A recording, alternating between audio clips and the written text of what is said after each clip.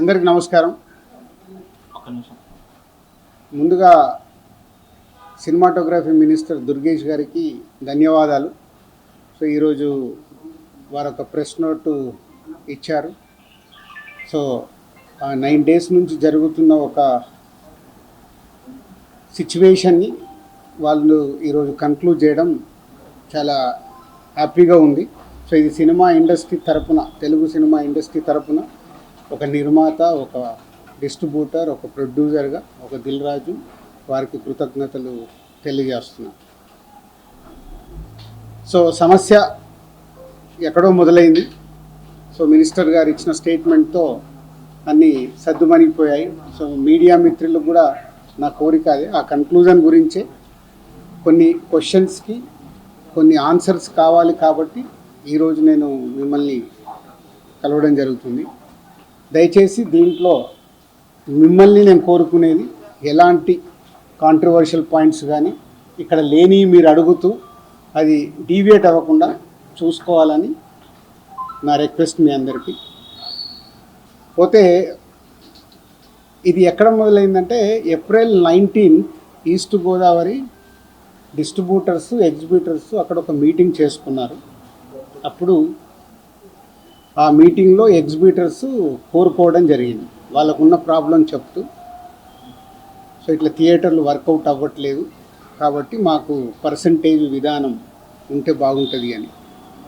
So పోతే అందరికీ ఎన్నిసార్లు ఉన్నా నేను ఒకటే చెప్పేది, ఈరోజు ప్రతి సినిమా సంవత్సరంలో 150 సినిమాలు రిలీజ్ అవుతాయి, 90 సినిమాలు అందరూ పర్సంటేజ్ విధానంలోనే ఆడుతున్నారు. కొన్ని సినిమాలే రెంట్ ఆర్ పర్సంటేజ్ అనే విధానంలో ఆడుతున్నారు. సో ఈ రెంట్ ఆర్ పర్సంటేజ్ విధానంలో ఆడుతున్న దగ్గరే ఎగ్జిబ్యూటర్స్కి కొన్ని ఇబ్బందులు ఉన్నాయి. కాబట్టి వాళ్ళు అలా ఈస్ట్ గోదావరిలో April 19 డిస్ట్రిబ్యూటర్స్, ఎగ్జిబ్యూటర్స్ మీటింగ్లో వాళ్ళు కోరుకోవడం జరిగింది.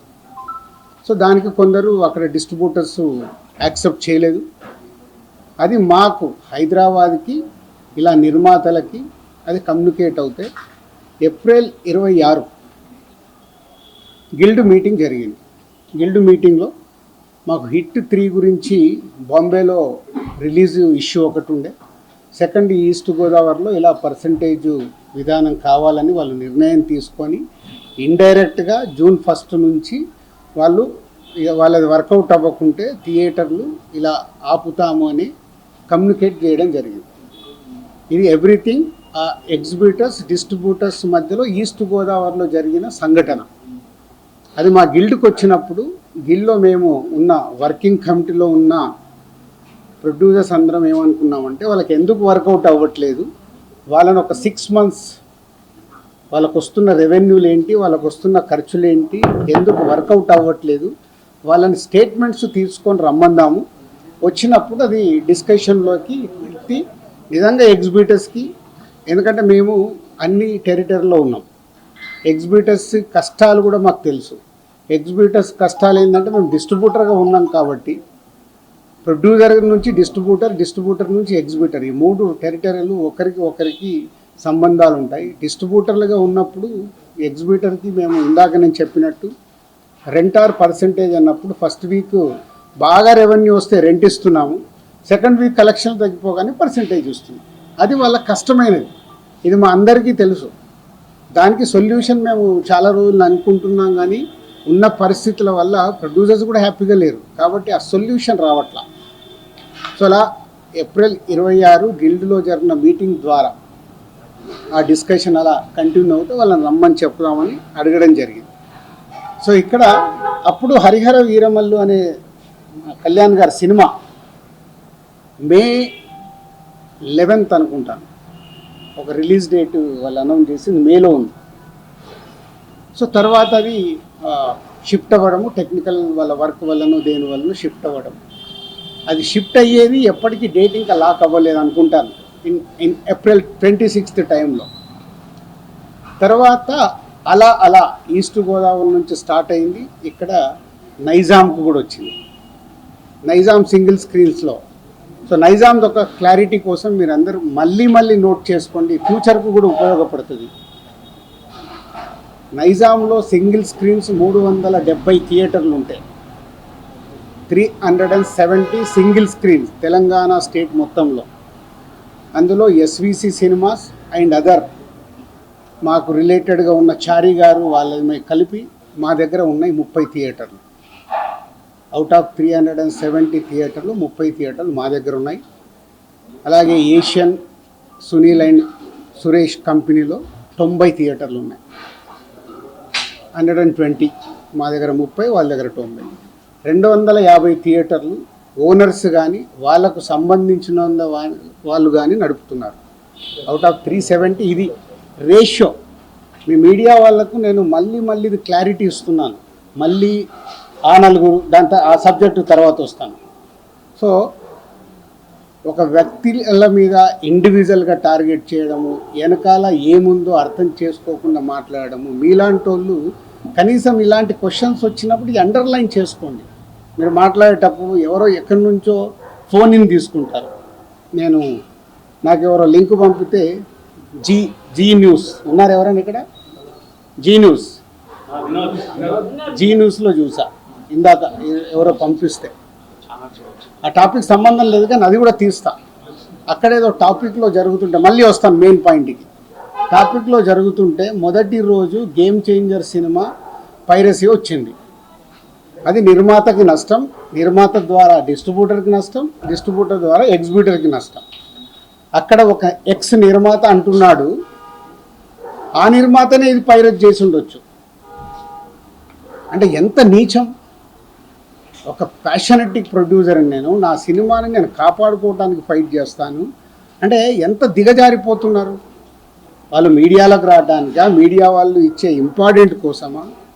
అది అవసరం లేని టాపిక్. పైరసీ మీద మేము ఫైట్ చేస్తాం కానీ ఎవడన్నా ఇన్ హౌస్ మన ఇంట్లో మనిషిని మనం చంపుకోవాలని ఎవడన్నా మనిషి అనుకుంటాడా?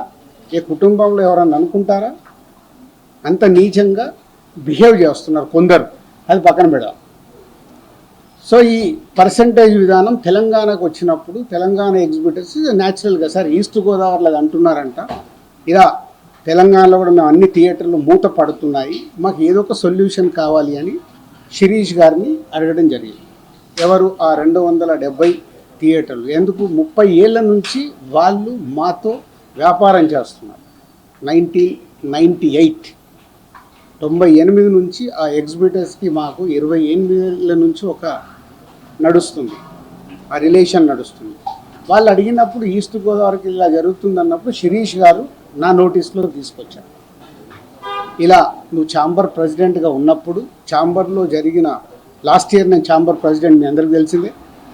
ఛాంబర్లో నువ్వు అన్నావంట ఎగ్జిబిటర్స్కి కూడా ఏదైనా కష్టాలు ఉన్నప్పుడు డెఫినెట్గా గవర్నమెంట్స్తో కూడా మాట్లాడి సాల్వ్ చేస్తామని వాళ్ళు ఈ పాయింట్ అడుగుతున్నారు. ఈస్ట్ గోదావరిలో అడుగుతున్నారు. What will do? ఎగ్జిబిటర్స్కి ఏం కావాలో అడగడంలో తప్పులేదు. వాళ్ళకు ఉన్న ప్రాబ్లమ్స్ ఏంటి వాళ్ళని చేసుకొని కమ్యూనికేట్ చేయమనండి. ఎవరికి? ఛాంబర్కి కమ్యూనికేట్ చేస్తే అప్పుడు ఛాంబర్ నుంచి ప్రొడ్యూసర్స్కి లేదా గవర్నమెంట్కి ఈ టాపిక్ వెళ్తుంది. బికాజ్ ఐఎమ్ ఎఫ్డీసీ చైర్మన్ కాబట్టి ఆ ఉద్దేశంలో వాళ్ళు ఈ రూట్లో రావడం జరిగింది. అది అయిపోయింది. సో నేను నా వెకేషన్ కోసం నేను హాలిడే వెళ్ళాను. వాళ్ళు మే 18 ఒక మీటింగ్ అనుకున్నారు ఎగ్జిబిటర్స్, ఏపీ తెలంగాణ ఎగ్జిబిటర్స్ అందరూ. ఆ రోజు ఆ మీటింగ్ అయిపోయే టయానికి నేను లాస్ట్కి ఒక 15 నిమిషాల గురించి వెళ్ళాను. సో మళ్ళీ అది మీ మీడియా మిత్రులకు కూడా చాలా అవసరం ఇది. ఎందుకంటే ఆ టాపిక్ June 1 థియేటర్లు బంద్ అనేది ఫస్ట్ వేసింది మీరు. లోపల జరిగింది ఏంటి, వాళ్ళు అడిగింది ఏంటి, మీకు క్లారిటీ లేదు. ఎవరో ఫోన్ ద్వారా చెప్పింది అది మట్టుకే మీరు మీ స్ట్రోలింగులు కానీ మీ బ్రేకింగ్ న్యూస్లు కానీ మీరేశారు. అంటే యాక్చువల్ లోపల ఏం జరిగింది, వాళ్ళు ఏం అడిగారు, వాళ్ళు ఛాంబర్కి ఏమి ఇచ్చారు, మీకు క్లారిటీ లేదు. వాళ్ళు అక్కడ నేను వెళ్ళి మాట్లాడిన తర్వాత సార్ మేము ఇలా అనుకుంటున్నాం, మాకు ఈ పర్సంటేజ్ విధానం కావాలి, ఈ రెంటార్ పర్సంటేజ్ అనేది ఉంది, ఆ కొన్ని సినిమాలకే 90% సినిమాలు మేము పర్సంటేజ్లో ఆడుతున్నాము, సో కొన్ని సినిమాలకి ఇలా ఉంది, మాకు కావాలి అని అడుగుతున్నాం. సరే, దాంట్లో వాళ్ళ పర్సంటేజ్ విధానంలో కూడా రాయొద్దు అని చెప్పా. ఎందుకు? అది ప్రొడ్యూసర్స్, అక్కడ డిస్ట్రిబ్యూటర్స్ కంఫర్ట్గా లేరు, ప్రొడ్యూసర్స్ కంఫర్ట్గా లేరు. సో మీ కోరిక, మీ రిక్వెస్ట్ ఏదైతుందో మీరు ప్రొడ్యూసర్స్కు చెప్పండి, డెఫినెట్గా ప్రొడ్యూసర్స్ మీటింగ్ అయినప్పుడు వాళ్ళు మీ గురించి ఆలోచించి ఎలా దీన్ని సాల్వ్ చేయాలనేది ప్రయత్నం చేసి తొందరలోనే చేస్తాము. అక్కడ కొందరు సార్ మేము ఇది కాకుంటే జూన్ 1 నుంచి మేము థియేటర్లు క్లోజ్ చేస్తాం కానీ అలాంటి అడిగితే ఎదుటి వాళ్ళకు హర్టింగ్గా ఉంటుంది, ఆ టాపిక్ వద్దు. సో దీన్ని మీరు అందంగా మీ ప్రొడ్యూసర్స్కి ఛాంబర్ ద్వారా ఏదైతే ఛాంబర్ మెయిన్ బాడీ ఉందో దాని ద్వారా డిస్ట్రిబ్యూటర్లకి ప్రొడ్యూసర్లకి కమ్యూనికేట్ అవుతే మళ్ళీ జాయింట్ మీటింగ్ అవుతుంది. జాయింట్ మీటింగ్ అయినప్పుడు దీనికి క్లారిటీ వస్తుంది లేదా ఒక సొల్యూషన్ కోసం ప్రయత్నం జరుగుతుంది అని నేను చెప్పగానే ఆ రోజు అక్కడ ఉన్న వాళ్ళందరూ ఏకీభవించారు. నేను బయటకు వచ్చేసాను 15 నిమిషాల తర్వాత బయటకు వచ్చిన హాఫ్ అన్ అవర్కి ఏ ఛానల్లో చూసినా జూన్ 1 థియేటర్లు బంద్, జూన్ 1 థియేటర్లు బంద్, టక్ మెసేజ్లు వస్తున్నాయి. ఏంటయ్యా అని నేను ఛాంబర్కి ఫోన్ చేశాను. ఆ ప్రెసిడెంట్కి సెక్రటరీతో మాట్లాడితే సరిగా వాళ్ళు ఇలా లెటర్ ఇచ్చారు. ఏమని ఇచ్చారు? ఎగ్జిబిటర్స్ లెటర్ ఛాంబర్కి, మాకు ఇలా పర్సంటేజ్ విధానం కావాలి, ఈ పర్సంటేజ్ విధానం కోసం డిస్ట్రిబ్యూటర్లు కానీ ప్రొడ్యూసర్లతో కానీ మాకు మీటింగ్ పెట్టండి, ఆ మీటింగ్లో మేము అనుకుంది జరగకుంటే మేము జూన్ 1 నుంచి థియేటర్లు బంద్ చేస్తాము. ఇది అక్కడ సారాంశం. కానీ బయటికి ఎలా వచ్చింది? జూన్ 1 నుంచి థియేటర్లు బంద్. వాళ్ళందరికీ మీటింగ్ జరగాలి కదా. ఇప్పుడు ప్రభుత్వంలో మనం ఎన్నో చూస్తాం, స్ట్రైక్లు అంటారు. స్ట్రైక్లు అన్నప్పుడు ఏం చేస్తారు? వాళ్ళకు వీళ్ళకు మీటింగులు జరుగుతాయి, అక్కడ సొల్యూషన్ వెతుకుతారు. స్ట్రైక్లకు వెళ్ళాలని చెయ్యాలని ఎవరు కోరుకోరు. ఇది కూడా అలాంటిదే. కానీ అలా బేస్ లేకుండా జూన్ 1 థియేటర్లు బంద్ అనేది బయటికి స్ప్రెడ్ చేశారు. అక్కడ ఎగ్జిబిటర్స్ కానీ ఛాంబర్ కానీ ముందుకొచ్చి ఖండించకపోవడం తప్పు. సో ఎవరి దారిన వాళ్ళు, అంటే మా సినిమా ఇండస్ట్రీలో మీ అందరికి తెలిసిందే, ఎవరి దారి వారిదే. మన అరవింద్ గారు ప్రెస్ మీట్ చేశాడు, ఈరోజు నేను చేశాను. మేము అందరం కూర్చొని కదా ప్రెస్ మీట్ చేయాలి. ఇండస్ట్రీకి సంబంధించిందంటే మేమందరం, మమ్మల్ని పెద్దలు అంటారు, మాకు రెస్పాన్సిబిలిటీ ఇస్తారు, కానీ మా దాంట్లోనే మేము అందరం కూర్చొని మాట్లాడడానికి భయం, ఎవరు మాట్లాడితే ఏది ఎలా వెళ్తుందని. సో ఆ జూన్ 1 అనే టాపిక్ అలా వస్తే బయటికి మట్టుకు జూన్ 1 థియేటర్లు బంద్ అని స్ప్రెడ్ అయిపోయింది. అక్కడి వరకు జరిగింది. తర్వాత డిస్ట్రిబ్యూటర్స్ మీటింగ్ జరిగింది. డిస్ట్రిబ్యూటర్స్ మీటింగ్లో వాళ్ళు నిర్ణయాలు తీసుకున్నారు, లేదు ఇలా కుదరదు, మా ప్రాబ్లమ్స్ మాకున్నాయి కాబట్టి జూన్ 1 నుంచి థియేటర్లు కంటిన్యూ అవ్వాలి, మేము సినిమాలు రిలీజ్ చేస్తాం, మాకు ఎవరు థియేటర్లు ఇస్తే వాళ్ళకి ఇస్తాం. ఎందుకు ఈ రోజు వరకు నాకు తెలిసి కోవిడ్లో తప్పితే ఎప్పుడు సినిమా థియేటర్లు ముయ్యలేదు నాకు తెలిసి. మీకేమైనా తెలిసి ఉంటే చెప్పండి సార్, అప్పుడు ఏదో థియేటర్లు మూసారని. ఈ రోజు వరకు కోవిడ్లో తప్పితే ఎప్పుడు థియేటర్ క్లోజ్ చేయరు. సినిమాలు రిలీజ్ ఉంటే సినిమాలు వేసుకోవాలనుకుంటారు ఎగ్జిబిటర్, మూసుకుంటే వాళ్ళకే నష్టం. ఆ రోజు ఆ మీటింగ్లో ఇంకొకటి కూడా నేను అండర్లైన్ చేసే వాళ్ళకి, 56 రోజులు మేము షూటింగ్లు ఆపాం, మేము ఏమీ సాధించలేకపోయాం. నిర్మాతలుగా ఏదైనా సాధించగలిగితే నిర్మాతలే సాధించాలి. ఎందుకు? ఎవ్రీవేర్ మేమే ఉంటాం కాబట్టి. మాకే ధైర్యం లేదు, మీరు ఎక్కడికి వెళ్ళి అవుతారో అది సాధ్యం కాదు అంటే వాళ్ళందరూ ఏకీభవించడం జరిగింది. తర్వాత స్ప్రెడ్ అయింది. డిస్ట్రిబ్యూటర్స్ మీటింగ్లో వాళ్ళు కాల్ తీసుకున్నారు, బంద్ వద్దు, బంద్ టాపిక్ లేకుండా వాళ్ళ ప్రాబ్లమ్స్ ఏమున్నాయో పెట్టండి. తర్వాత ప్రొడ్యూసర్స్ మీటింగ్ జరిగింది. ప్రొడ్యూసర్స్ మీటింగ్లో ఆ రోజు నేను పార్టిసిపేషన్ చేయడం జరిగింది. ప్రొడ్యూసర్స్ అందరం కూడా యునానిమస్గా ఎగ్జిబిటర్స్కి ప్రాబ్లమ్స్ ఉన్నాయని చెప్తున్నారు. అది మనం మాట్లాడుకొని వాళ్ళని ఎలా సాల్వ్ చేసి ముందుకు తీసుకెళ్దాం. థియేటర్లు ముయ్యడాలు చేయడాలు వద్దు, జాయింట్ మీటింగ్ పెట్టండి, జాయింట్ మీటింగ్లో క్లారిటీగా ఇది చెప్పుదామని. సో జాయింట్ మీటింగ్కి 23 అనుకున్నారు, 24 పెట్టారు. ఈ లోపలనే ఈ ఎపిసోడ్ అంతా ఇంకొక సైడ్ డైవర్ట్ అయింది. అది మీ అందరికీ తెలిసిందే. కళ్యాణ్ గారి సినిమా మీదకి ఇది డైవర్ట్ అయ్యి కళ్యాణ్ గారి సినిమాని ఇలా అనుకుంటున్నారు.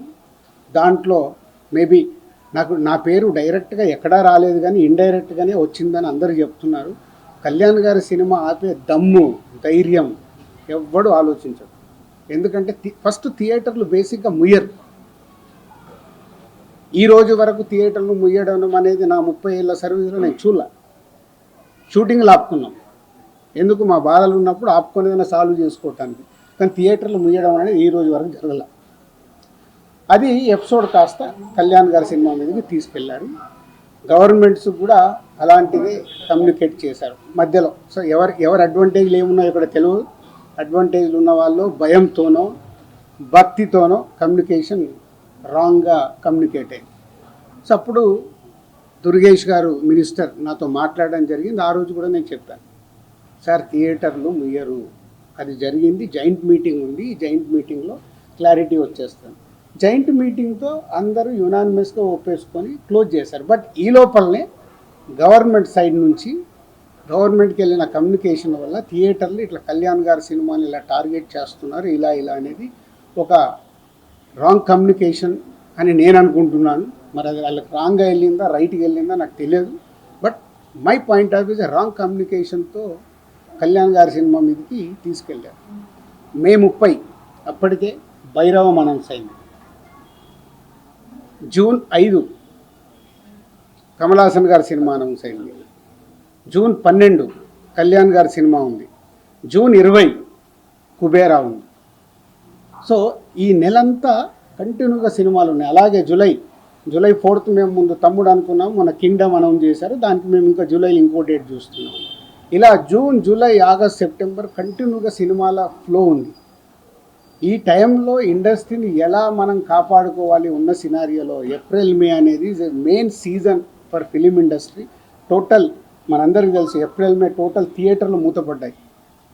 మేబీ సినిమాలు సరైన సినిమాల్ని మనం ఆడియన్స్కి ఇవ్వక, ఐపీఎల్ వల్ల ఏ కారణం చేతైనా ఏప్రిల్ మే అనే కీ సీజన్, సినిమా ఇండస్ట్రీకి కీ సీజన్, సినిమాలు లేక మూతపడుతూ ఉన్నాయి థియేటర్లు. ఇవన్నిటికీ పరిణామాలు ఎక్కడి నుంచి ఎక్కడికి వెళ్ళాయి, అసలు లోపల ఏముంది, బయటికి వచ్చింది ఏంటి? మన శాస్త్రం ఉంది. చిన్నప్పుడు సార్ నేను పాము చూశాను ఒక ఆయన అంటాడు, పక్క ఆయన వెళ్ళి అరే ఆడికి పాము కాదు పడిగిప్పిందట అంటాడు. ఇంకొక ఆయన మూడో మనిషి దగ్గరికి వెళ్ళి పడిగిప్పడం మీద బాబు కాటేయడానికి కూడా వచ్చిందట అంటాడు. యాక్చువల్ మొదట ఆయన చూసింది పామునే, పడగైంది, పడగకెళ్ళి కాటు. అంటే ముగ్గురు మనుషుల్లో ఎంత కమ్యూనికేషన్లో వెళ్తుంది.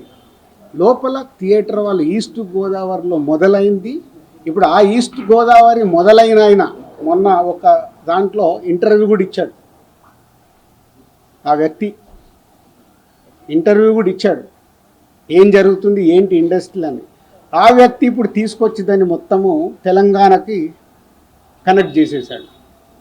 ఏప్రిల్ 19 ఈస్ట్ గోదావరిలో ఆయన అధ్యక్షతన మీటింగ్ జరిగితే అది ఎక్కడికి తీసుకొచ్చారు. సో ఇది టోటల్ ఎపిసోడ్. దీనికి ముందుగా నేను అందుకే దుర్గేష్ గారికి ముందు థ్యాంక్ చెప్పింది ఏంటంటే 9 రోజుల్లో ఎక్కడెక్కడో వెళ్తుంది. ఎందుకంటే సినిమా వాళ్ళకి 2 ప్రభుత్వాలు చాలా ఇంపార్టెంట్. ఇక్కడ కూడా నన్ను సీఎం రేవంత్ రెడ్డి గారు ఎఫ్డీసీ చైర్మన్గా పెట్టడానికి రీజనే అది. నేను చాలా బిజీగా ఉన్నంటే లేదు ప్రభుత్వానికి గవర్నమెంట్కి మధ్యలో నీలాంటి వాళ్ళు ఉంటే ఏ సమస్యలు ఉన్నా ఈజీగా కమ్యూనికేషన్ అవుతే సాల్వ్ అవుతుందని. అలాగే ఏపీలో మనం చూసాం.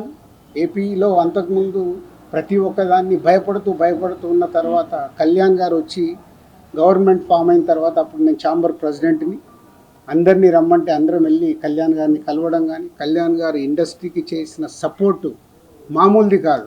ఆ రోజు మీకు టికెట్ రేట్లు కావాలన్నా, మీకేం కావాలన్నా ఈజీగా తీసుకెళ్ళండి అని. ఇప్పుడు కళ్యాణ్ గారు చెప్పిన తర్వాత ప్రతి ప్రొడ్యూసర్ ఏం చేస్తున్నాడు, ఏదో మన పక్కింటికి వెళ్ళినట్లే వెళ్ళి టికెట్ రేట్లు తెచ్చుకుంటున్నాడు. ఎవరికే కష్టం లేదు, వెళ్ళడం, ఒక అప్లికేషన్ పెట్టడం, ఫోన్లో మాట్లాడుకోవడం, టికెట్ రేట్లు తెచ్చుకోవడం. అంతకు మించి ప్రొడ్యూసర్లు అందరం యూనిట్గా వెళ్దాము, గవర్నమెంట్ని కలుద్దాము, మా ఛాంబర్ నుంచి అందరము వెళ్దాము ఎవరికి ఉండదు. మాకు ఆ వారం కష్టం వస్తుంది కాబట్టి, ఫ్రైడే మా సినిమా రిలీజ్ ఉంటుంది కాబట్టి ఆ వారం ముందు మేము మేల్కుంటాం. అరే మన సినిమా రిలీజ్ అవుతుంది, మనకు ఆ రాష్ట్రంలో ఈ రాష్ట్రంలో టికెట్ రేట్లు కావాలని పరిగెత్తుతాం. బట్ అందరం కలిసి యూనిటీగా ఉన్న ప్రాబ్లమ్ని కూర్చొని సాల్వ్ చేద్దాం అని ఆలోచించేది మా దాంట్లో తక్కువ. సరే నెక్స్ట్, ఇది టోటల్ ఎపిసోడ్ మీకు అర్థమైంది. ఈరోజు గవర్నమెంట్ నుంచి అక్కడి నుంచి సానుకూలంగా రావడం చాలా హ్యాపీ మూమెంట్. కాబట్టి దీన్ని కన్క్లూడ్ చేద్దామనే మీ అందరికీ చెప్పడం. ఎందుకంటే ఇక్కడ I'm important person for both industries. అలాగే ఉత్తరాంధ్రలో, నైజాంలో, తెలంగాణలో ఎలా అయితే చెప్పానో, మాకు ఆంధ్రప్రదేశ్ మొత్తంలో ఉత్తరాంధ్రలో మాకు డిస్ట్రిబ్యూషన్ ఆఫీస్ ఉంది. అక్కడ ఒక 20 థియేటర్లు మా ఎస్విసికి ఉన్నాయి. అక్కడ 20, ఇక్కడ 30. మళ్ళీ మీరు ఇది అండర్లైన్ చేసుకోండి. మళ్ళీ టాపిక్ నాకు మాట్లాడిన నాకు చికాకు ఉంది. నేను ఎందుకంటే ఇక్కడ మంచి సినిమాలు తీస్తూ ప్రొడ్యూసర్గా 22 ఏళ్లలో ఇక్కడ వరకు గ్రో అవుతూ నేను ఇంకా కొత్తగా ఆలోచిస్తున్నాను. మొన్ననే దిల్ రాజు డ్రీమ్స్ అని అనౌన్స్ చేశాను. కొత్త టాలెంట్కి నా 30 ఏళ్ళ ఎక్స్పీరియన్స్ని ఉపయోగపడేలాగా చేయాలి. అలాగే ఒక అనే ఒక కొత్త టెక్నాలజీ వస్తుంది, దాని ద్వారా ఇండస్ట్రీకి కొత్తగా వచ్చే వాళ్ళకి ఉపయోగపడాలి. నా థాట్స్ ఇవి. నేను ఇంకా కిందికెళ్ళి వ్యాపారం మీదనే కాదు, మంచి సినిమాలు తీయాలి, మంచిగా ముందుకెళ్ళాలి, నాతో పాటు చాలామందికి నేను హెల్ప్ అవ్వాలనేది నా వ్యూ, నా విష్.